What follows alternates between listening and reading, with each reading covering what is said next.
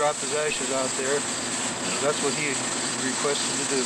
We're going to use this tube and go out the door. We're going to use a big You'll be able to uncover the end, and you want me to, I'll go down, and that's about when you do it. I'll give you a signal over the, I'll holler the signal when I hit the right spot. You won't be able to look out, probably. Come on, Bill. Good morning.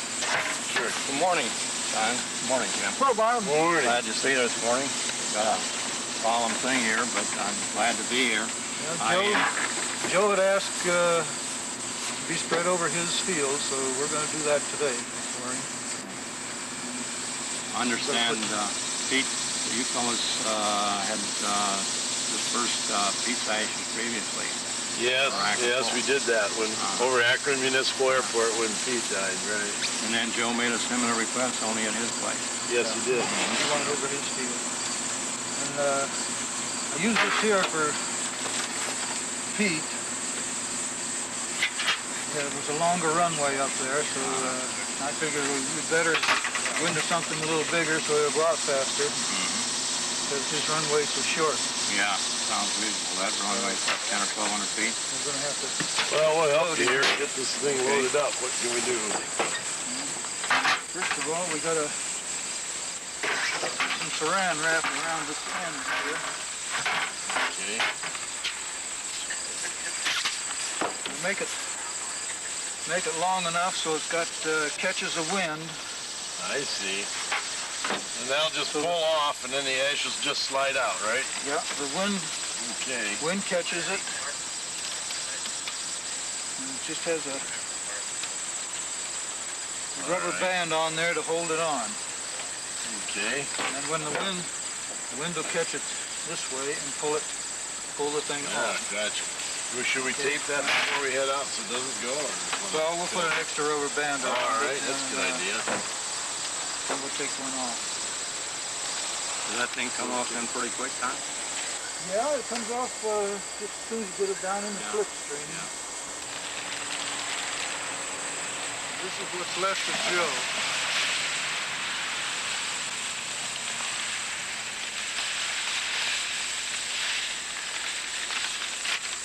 I don't like doing this, but Joe asked for it, so...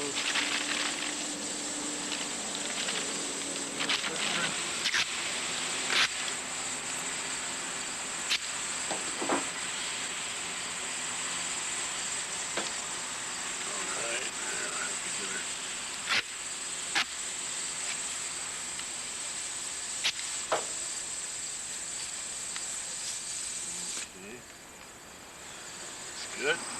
Okay, fellas, you ready to go? Yeah, if you're all strapped on here, come on, let's go over. Okay.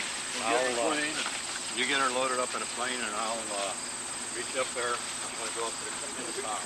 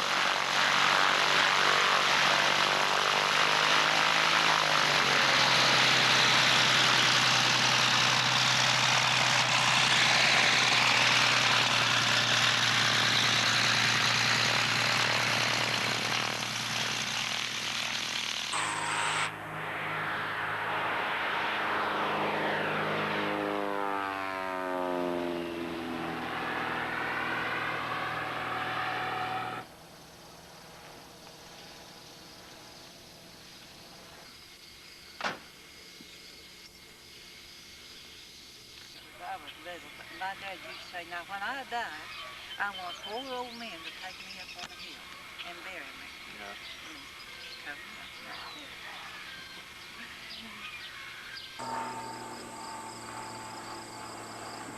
Letting me be here today. I appreciate the invitation. I appreciate you being here and him too.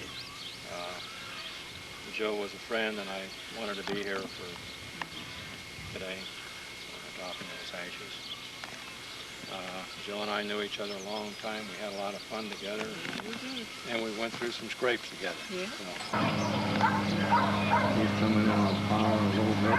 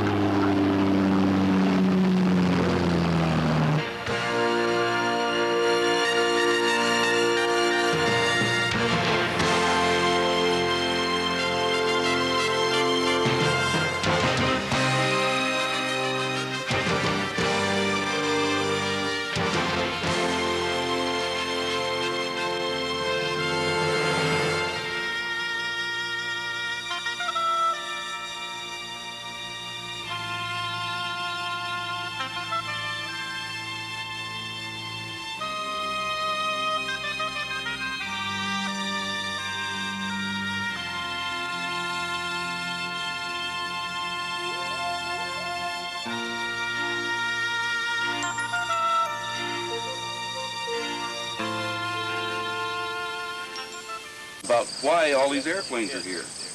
The reason these airplanes are here is because Joe Margo loved airplanes. And he would see an airplane that was a decent buy, and he'd bring it in here, and he'd fly it until it didn't fly anymore, and then he'd park the airplane, and he was going to fix them all. That's what happened. And he just didn't have enough time left to fix them all. And the man loved airplanes. He once told me a story that he showed me a picture of an airplane in a magazine. And I said, Joe, that is the ugliest airplane I ever saw. And he said, that airplane's not ugly. I said, that airplane's ugly, Joe. He says, well, he says, I'm just like Will Rogers. I never saw an airplane I didn't love. So I guess that's the story about Joe. This here was the first airplane that I ever flew. When I first started flying at Akron Aviation. It's got a good climb on it, run good, and I'd like to see it go again. It'll go again. Well, this aircraft's a little bit unique too. This is the only year that they had the backwind in the 150, isn't it, Larry? And also it retained the manual flaps, which I like real well. Well, I'm not sure about it being the only year because they The only year with the this square was tail. the first year, I think. Yeah, first year, and then it also had the square tail. Yeah, right. Yeah. That's correct. That's the only year that had the square tail on the back window. That's correct.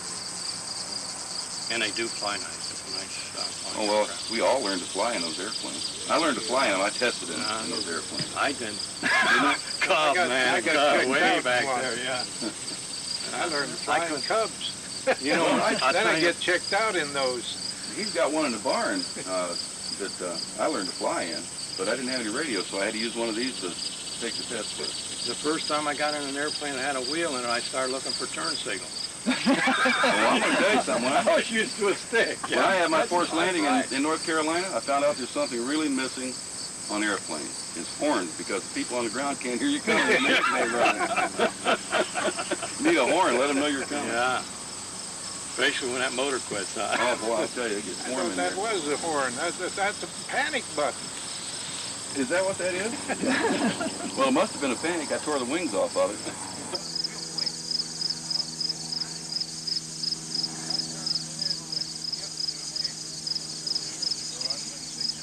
That's a Swift. That's what's left of a Swift. Joe, it was flying when it came in here. He bought that airplane pretty cheap, got a ferry from it for it, brought it in. The reason he bought a lot of these airplanes that don't fly is because this airplane was his favorite airplane, and they're becoming really rare.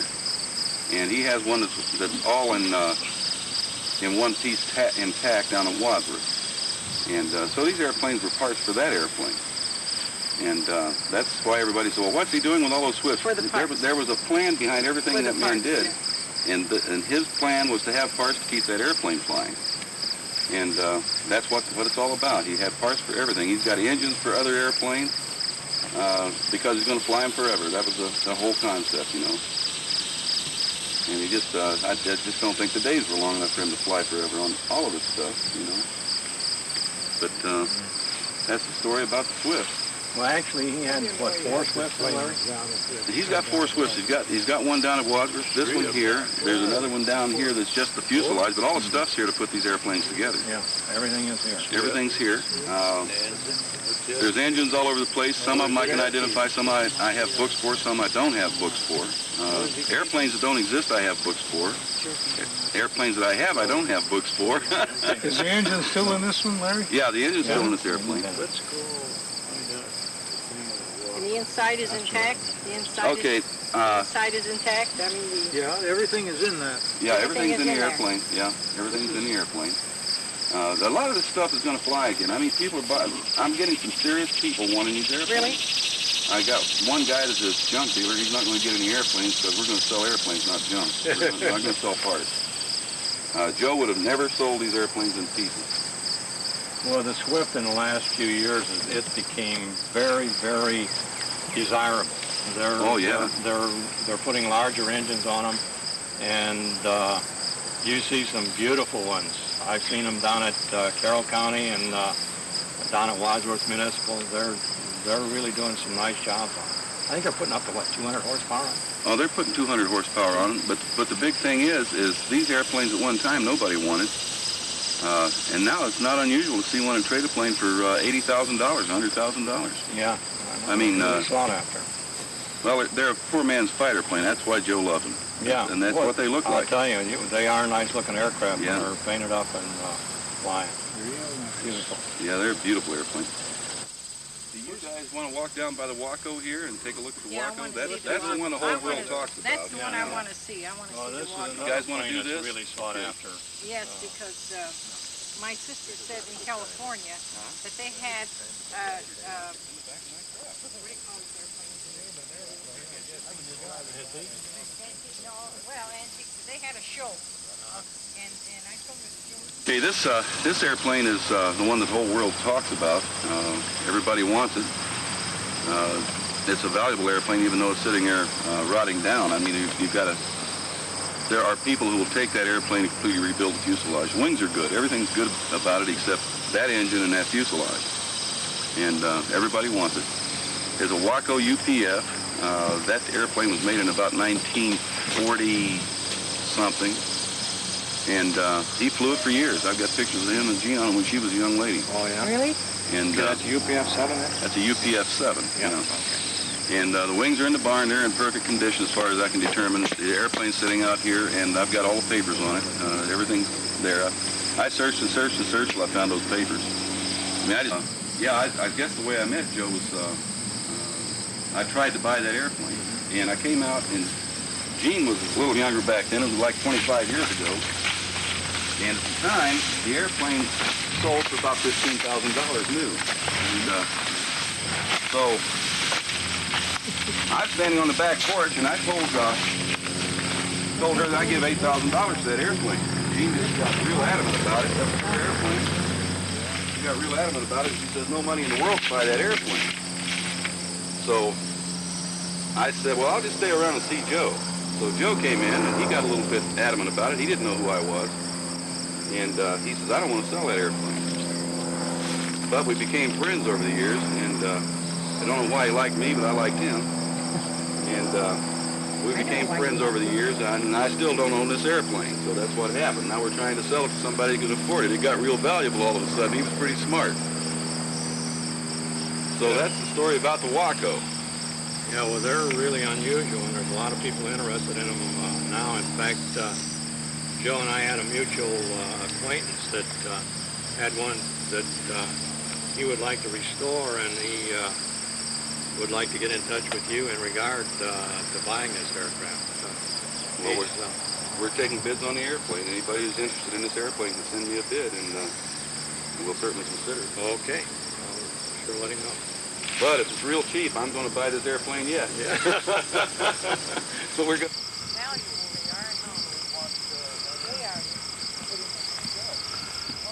Someone took target practice on that windshield. Well, we have a neighbor who's real good with a pistol, and he shot holes in a couple of things, but can't hurt that one much as long as it stay out of the sheet metal. How did Joe flew all 4 of the Swifts in? No, he didn't really. No, he flew in 3 of them. I think this is the one that's sitting up there, he flew in. The one that's down here beside that Luscombe fuselage is just parts. He bought that, I think the receipt on was $160 or something, you know. But then he took stuff off of it. That one had landing gears too. He took some stuff off that. Well, that's another 220 Continental. That one's even got the exhaust ring on it. Yeah. The exhaust ring's worth more than the engine is. It's yeah, we're gonna need to get that dug out. I don't know if it's all good or not. I want to stir up water and tell what kind of Well, the bottom of it, I think, is up in the barn. I found the other half of that. Yeah, that's a Continental. That's a Continental. You can find it probably better in the wintertime. 220, I believe. See, you find stuff you don't even know is around. Well, I'll tell you, just And keep they'll digging. keep finding a lot of clues. What's that? Yeah, they'll keep finding it too. Well, I mean, every day I come out here and I think, well, we're going to get the barn cleaned out, you know, and I've worked out here all day yesterday, and I'm back out here today. I'm going to clean the barn out today. You know, me and the kid's supposed to show up and help me, and we're going to get the barn cleaned out, I think. Did you get any of today. those champ fuselages out of the barn? Yeah, we've got one sitting out there right now with the wings out there. Yeah. But yeah, there's all kinds of well, there's not as much as everybody thinks. That this one guy that called me last night about coming in here today to look at the planes. He told him, the airport manager says, oh, he had hundreds of airplanes. Well, he didn't have hundreds of airplanes, but he had a lot of airplane stuff, you know. And I heard there was an estimate that Joe had 33 airplanes. Is this I pretty counted. ballpark? Well, no, but here's the whole thing. I counted 29 fuselages at one time. Yeah. But there's a lot of fuselages and not a lot of wings. So I guess maybe I started the rumor, but there's not nearly as many airplanes here as I thought. We probably got, let's see, 1, 2, 3, 4, maybe five airplanes here that can be called airplanes, and then a whole bunch of parts, you know. Yeah.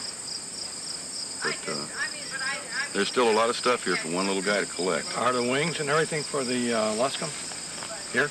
The Luscombe, yeah, there's more than one set of Luscombe wings here. Oh, yeah? Yeah. Oh, good. looking at it, some people do. Larry, did I ever tell you about the time that Joe and I were going down to Warshevsky's to take a radio down there that he wanted checked out? You know, that's between Columbus and Dayton. I don't think I heard And that. I'd never been there, so we took off in a Taylorcraft from Wadsworth, and we got down on the other side of Columbus, and I said, Joe, okay, show me which way to go, and Joe pointed over that way, and I said, I'm not sure about this, Joe. So we flew around, and we were looking for the place, and pretty soon Joe hit me on the shoulder, and he says, Bob, I gotta go. And I said, well, Joe, we're pretty close. I says, maybe you could wait. And he says, I gotta go now. Oh, my goodness. So I took and I radioed Columbus South. And they came back, and I told them when I was going to land there. And Joe says, Bob, land over there. And I said, that looks like a private airfield, Joe. And I said, look at the map. He says, land, I'll pay the fine. So I called Columbus South, canceled all of our plans to land there, and we went into this airport, landed in a Taylorcraft, and I looked, and there was a hangar about 3,000 feet in front of us, and the runway was 6,000 feet long. Oh, my goodness. It was John Galba's private jet port. And that's where we landed, and they called that Darby Dan. When we departed there, we went over Darbyville, and John Galba owned it was like thousands of acres there. But now, Joe told me that story, but he didn't tell me why he had to land there. He did, no. When he got out of the plane, the guys come out of the hangar, and Joe says, where's your restroom? Yeah, he was a funny guy, boy. Yeah, we had a good time that day. We finally went down, and we flew up and down a road, and this field was in between 2 rows of corn, and it was just a side strip. We flew back and forth several times, and finally I looked straight down, throttled back, and in we went. Joe spotted it when we were on final. I'll be darned. Well, we had a good time that day. It was a beautiful day like today.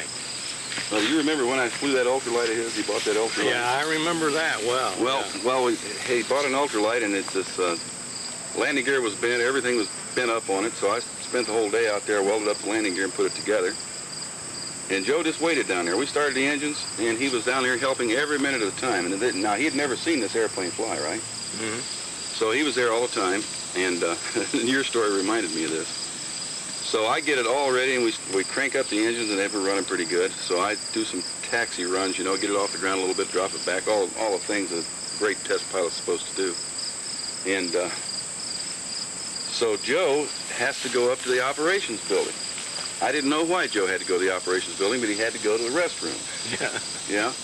So he goes up to the restroom, and in the meantime, I told George, I says, well, I've done everything except fly it. Let's fly it. So I take it up, and I start having trouble with the right engine, and I bring it back, and I land it. So I didn't fly it the second time. Joe came back, and he says, well, he says, are you going to fly it? And George says, well, he did fly it. And Joe says, doggone, he says, been waiting all day to see it fly, and now I missed it, you know. But he's a funny little guy. Yeah. He must always have trouble with his bladder. Apparently, yeah, apparently. So. That episode of Florida when we had to go in. That was just all of a sudden, bingo, that's it. Oh, yeah, I mean. I have to. Yeah, he was just a man of urges, you know. Well, do we want to talk about these motors? Yeah. Okay.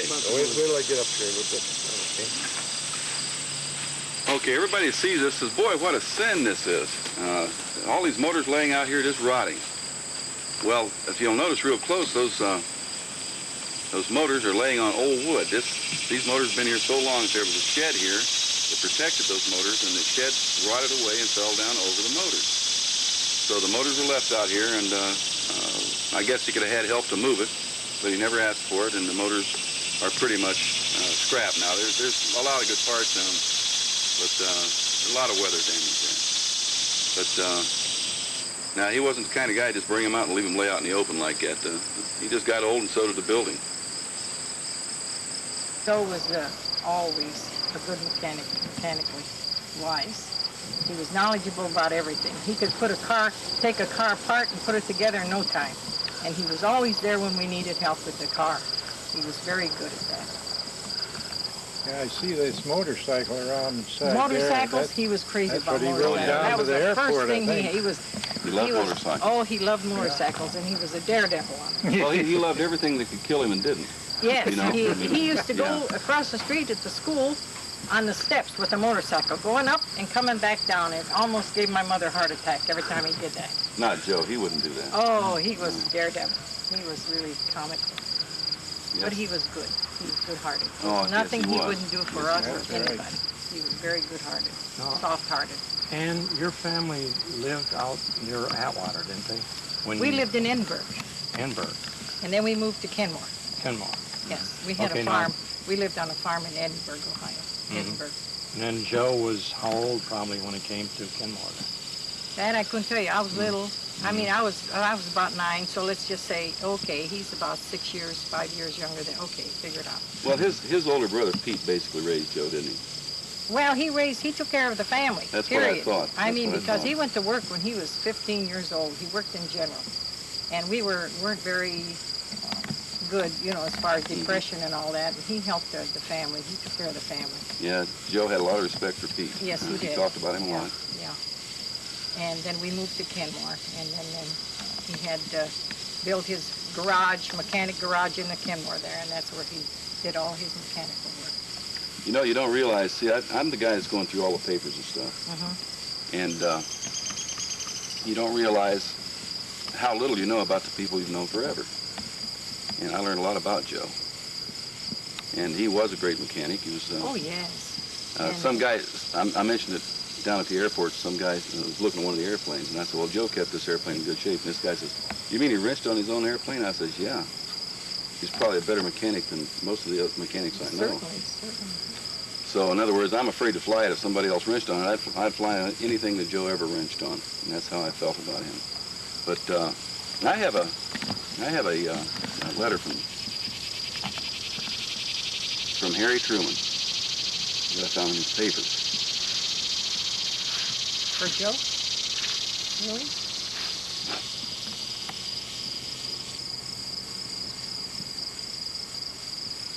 It was probably When in did regard he- to his when did service. It was in regard to his service, Yes. and it's sort of a form letter. I would imagine other people got it, but still, he thought that was yes, important. I ran across that. I think I gave it to Jean. Well, I have that paper now, and it's signed Harry S. Truman. Yes, and, yes, yeah, I gave that letter in to regard to yeah. His service with the country. Right. And I think if he ever wanted to be remembered, that's what he talked about most when he got older. And I guess if he wanted to be remembered for anything, it would be the service to the country in his airplanes. True. Okay, now you know that Joe got the Bronze Star, right? Yes. Yeah. And I think, if I'm not mistaken, that he got the Bronze Star. He captured a German barehanded. I didn't know all the details. I didn't know all the details, but I did hear. And I did hear that. Kill a guy, and he I'll tell you the story Right, about yeah, this. yeah. I'll tell you the I story heard that about later. this. I heard that later.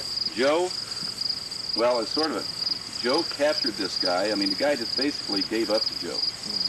Okay, so it wasn't something where he tried to get away from Joe, and Joe ran him down and grabbed his legs, but the guy really didn't try to hurt Joe, so Joe sort of liked him right off the bat, you know. So he takes him in, and his CO says, we don't have any space for prisoners, and you take this man out and shoot him. And Joe says, I'm not going to go out and shoot this guy. He says, that's not war, that's murder. And the guy says, take him and shoot him. And he says, I'm not going to shoot him. He says, I'll testify that you told me to shoot him. He says, okay, then he's your German. Joe told it, I just cracked up. He says, then he's your German. And he says, what do you mean he's my German? He says, when this German goes to the restroom, you take him to the restroom. When this German goes to sleep, you tie him to you because he's your German. And if that German gets away, you're going to go to prison. He says, and when we find somebody that you can give that German to, you will give that German to somebody. But until then, he's your German, and you didn't want to shoot him, so he's yours. You're responsible for him. Joe said, everywhere this guy went for about 2.5 weeks, he was with him. He took him to eat. He took him to bed. He said, I tied him up to the bed. He said, but he was my German, and he says, and the captain told me, he said, I'm going to see to it that you're going to go to jail. That was Joe. But he'd tell that story, and I just absolutely cracked up. There was another one where he had a guy in basic training. He was in the motor pool. He had a guy in basic training that Joe became his corporal. This guy did not like him because Joe made him work, and the guy didn't want to work. So he told Joe, he says, now, when we get over there where they're throwing lots of bullets around, he says, I'm going to shoot you, Joe. And Joe says, well, okay, if you're man enough, you know, because Joe's a little bit fluffy, you know. He says, if you're man enough to do it, then fine, because Joe says he'd never figured this guy was ever going to end up in his motor pool when he got to Europe, you know. So this guy ends up his driver. And one night, Joe says he had a .45, and it was in his, down beside the seat. And he says, and this guy's driving along, and he says, and it was taking forever and ever and ever, and the guy got lost. And he was Joe's driver, and he got lost, and it turned night. So they drive all night long, and he says, and the shooting starts, and he says, really noisy. And he says, they pulled up to this guy, and the guy jumps out in front of him with a Tommy gun, right? And he says, halt. And Joe's driver pulls up, you know, he says, do you guys know where you're at? He says, no, sir. He says, we're lost. He says, well, he says, you're right at the front. He says, and this is German stuff over here. He says, and the shells are just flying all around him. He says, and they just buried themselves underneath the Jeep until they moved up, and then he turned around and went the other way. He said, after that, they were really fine friends. Joe says, you know, he says, 2 or 3 times, he says, I was so scared I almost shot that guy. He was a funny little guy. Hey, one of you guys asked me about this stuff that's down here. Okay, the red one is stuck in the hangar where the nose is sticking out the hangar over there. Now, both of these fuselages, that one and this one, are Luscombs. Okay? That one got bunged up, and Don Helmick told him it was costing too much to fix it. So Joe says, well, will you work with me on it? And Don says, yeah, I'll work with you on it. So Joe got another fuselage, and if you'll notice, he took parts off that one, put on this one, and it's still got the pins in it where he's trying to get everything lined up. Yeah. And so that was one of his projects that never got finished. And I've got the wings for that airplane in the barn over there. And what did you say that fuselage was? Beside the Luscombe. Okay, that one belonged to his brother Pete, and that's a Piper Clipper. I've got most of it. I've probably got 75% of that airplane. Somebody wanted to rebuild it. That'd be a really fine. You still have the engine of that? I've got the engine of that. Yeah. That's it's a 108 Lycoming. Yeah, it's about 80, maybe 75, 80% complete. A guy could build an airplane there.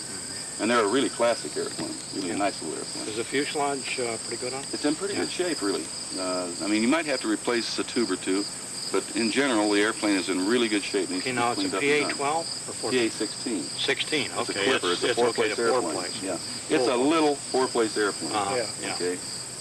These two wings that are leaning up against the old trailer here are the two wings that belong to one or the other of those two fuselages we were just talking about on the other side of the field.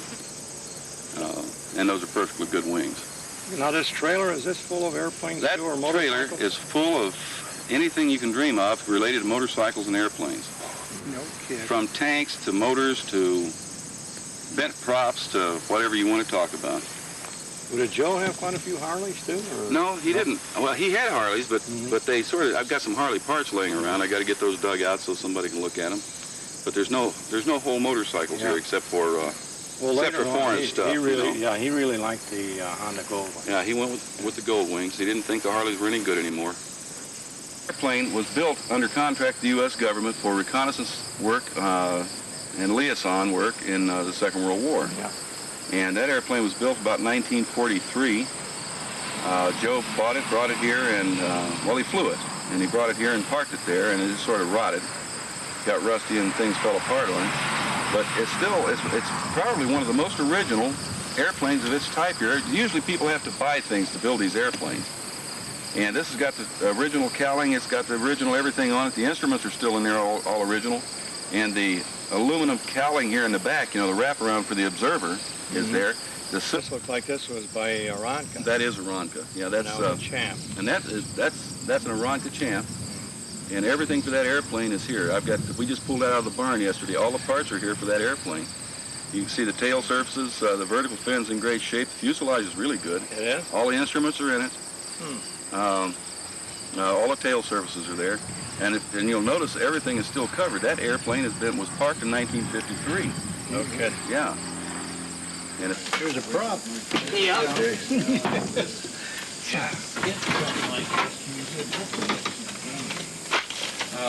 I'm sure you guys, there's Aircraft Association.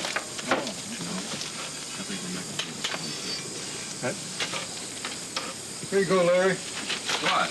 Tell them what it is. It's got a little nick in it. Well, I don't know about the nick. This is probably an 85 horsepower, 65 to 85 horse. So it's taking a pretty good strike here on the end and cut the tip, which makes the prop not serviceable. But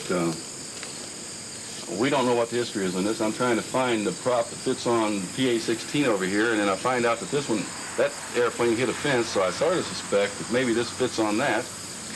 It's like doing archaeology. You just don't know, you know. But lots of this. There's bent props all over the place. Joe bumped into a lot of stuff, but then he bought a lot of stuff that other people bumped into, so. This is where Joe stored most of his good stuff. And imagine you're pretty careful when you're taking things out of there. Well, I'm going to tell you, this thing is bouncy.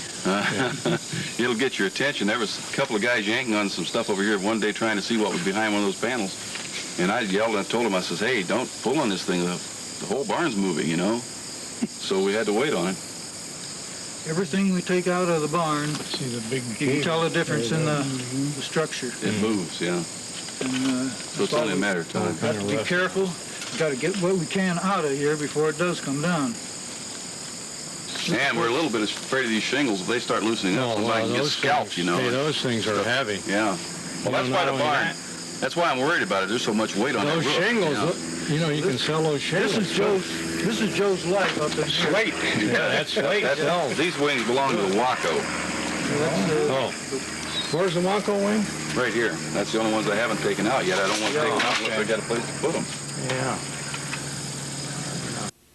Come on around here and I'll show you this.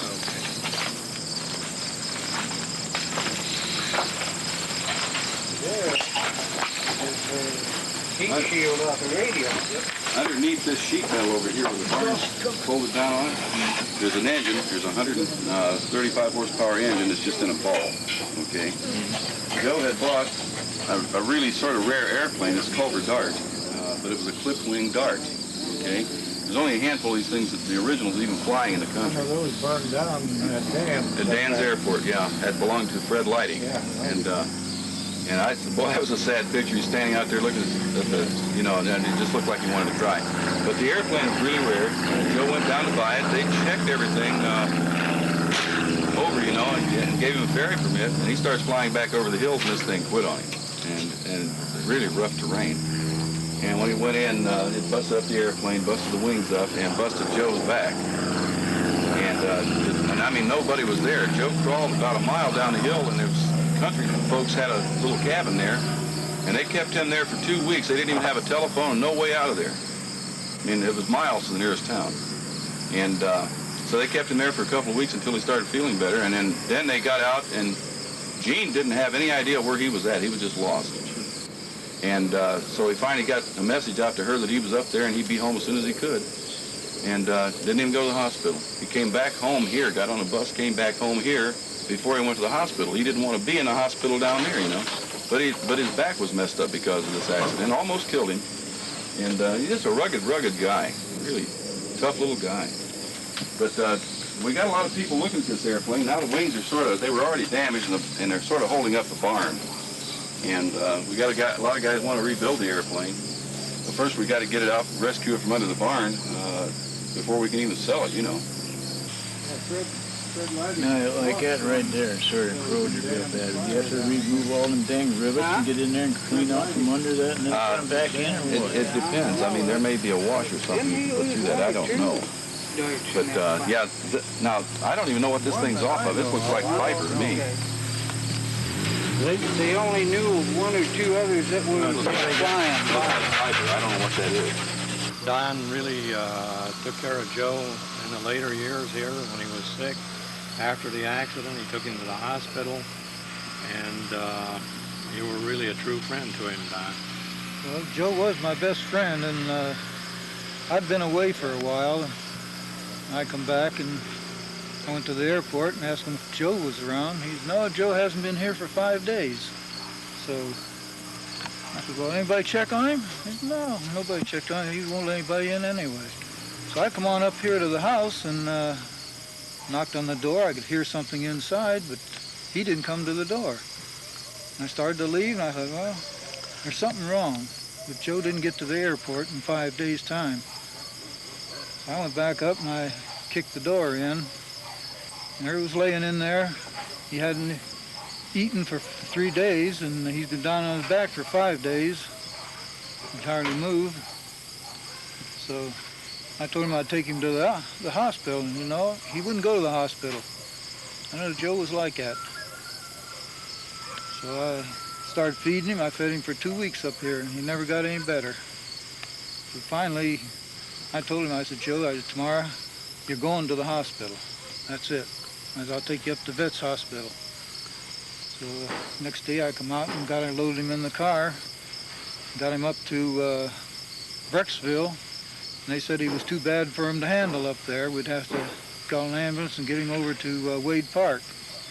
And I told him, forget the ambulance. I said, help me get him in the car. By the time the ambulance gets here, I can have him at Wade Park.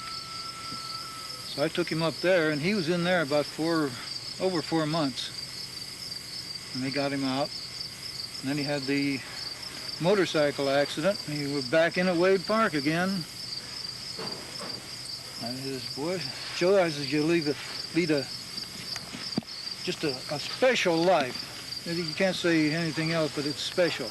Somebody was looking after him. Because of all the crashes that he's had with his airplanes and the motorcycle and that sick bout he had. I said, Joe, I said, you're something special. So this last time, well, he didn't want to go. And she kept him here and tried to treat him, and he was getting worse all the time. So finally we got him up to the hospital again. And that was the last time for that. He went in at around 10 o'clock that night. The next morning they called her and they had him on life support. And that day, well, 3 o'clock, he died. There was the best man, I believe, that walked around here. That's what I think of Joe's life.